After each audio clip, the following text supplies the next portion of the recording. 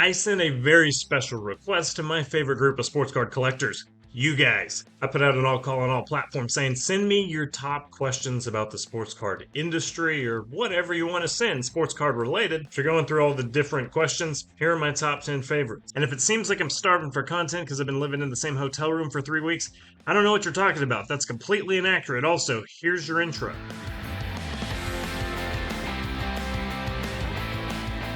Alright, I don't know how this looks. I don't have a second screen, so I legitimately can't check it until I'm done recording, so we're gonna just pretend that it looks super professional. I miss having a second screen. Anyways, here's my top 10 fun questions that we got from readers. Number one, if you could bring back any retired sports card set, which one would it be and why? For me, this might be the biased, obvious answer, but the 1986-87 Fleer set is one of my favorite sets as a big basketball guy, and I think that one laid the groundwork for where the hobby is today. It really made basketball cards fun again. So that would probably be my set to bring back. Fleer, I liked all the Fleer stuff. Fleer Platinum, the Lucky 13 cards from back in the day. Had a Carmelo Anthony and a LeBron Lucky 13 rookie and thought that was hot stuff. That was a fun set. I would bring back Fleer. My challenge to you guys is I want you to answer your favorite questions below in the comments. What's the most bizarre air card you've ever come across? My buddy at an Oklahoma card show had an Aaron Rodgers autograph card, but the autograph was from a linebacker, and I can't even remember who it is, but there's clearly the wrong sticker had been put on it. So that was a pretty cool card. I don't own any crazy air cards. I think that would be cool, but the only ones I really have is from that 2020 2021 Prism set where they were putting the wrong front and back on these cards, but those are pretty common. If you had to choose one card from your collection to survive the apocalypse, which one would it be and why? I'd have to pick my Topps Chrome LeBron rookie because I think that one's going to have the most historical significance. He is an all-timer, and that's his best rookie card, at least his best mass-produced rookie card. So that's a card that I think people in the future will look back on and say, wow, what a cool time capsule.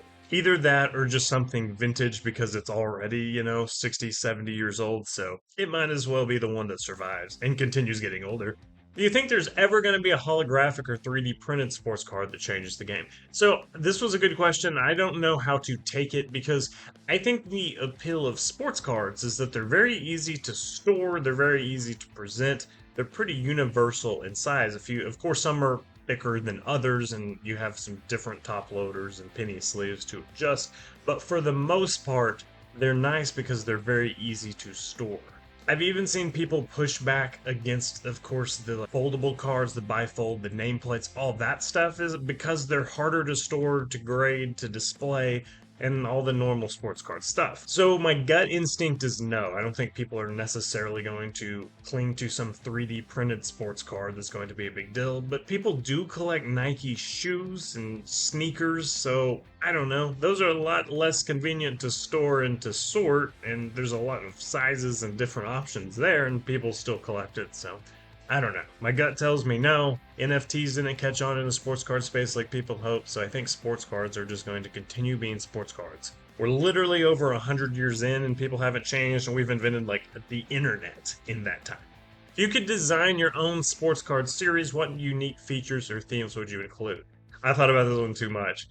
I'd call it For the Win. For the Win would be the coolest set name. It would be like FTW, a cool stylized logo. We'd get something going there. If you're listening, Panini or Topps call, we'll hook you up. The inserts would all be based on this idea of like being clutch, so it might be clutch, or it might be big three, or from downtown, or something like that. Obviously, I'm thinking in terms of basketball cards.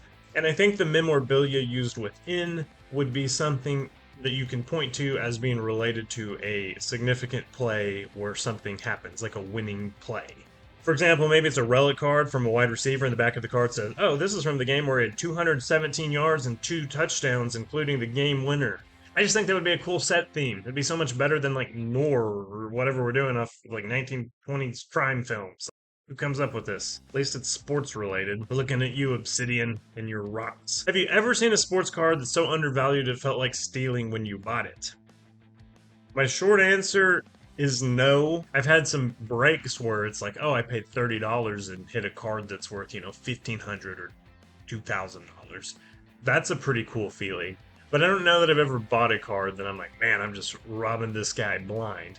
If you have, though, comment below and share the story because I want to read them. That'd be fun. What would you consider the holy grail of sports cards? something vintage. The Mickey Mantle rookie, the Honest Wagner cut plug. I don't know if it's necessarily there's a holy grail, or if the way I see it, there's probably like a Mount Rushmore, and most of them are vintage baseball. Because I do think, even as somebody who mainly collects basketball and football, I do think vintage baseball is what laid the foundation for sports cards as we know them today. You can trace the roots back to baseball first, and then all the other sports started following suit. Now we have UCF and NASCAR. Who's the best name in sports cards? Easton Stick, and I don't even think it's particularly close. I don't know if it's funny or if it's actually cool or if it's somewhere in between, but I just love saying Easton Stick. I wish you played baseball, it would be so much more appropriate. Or hockey? What's the best thing collectors can do to make you smile? That one's pretty easy. All you have to do is just like and subscribe to this channel. Hit the thumbs up to enable notifications so you never miss another one of our videos.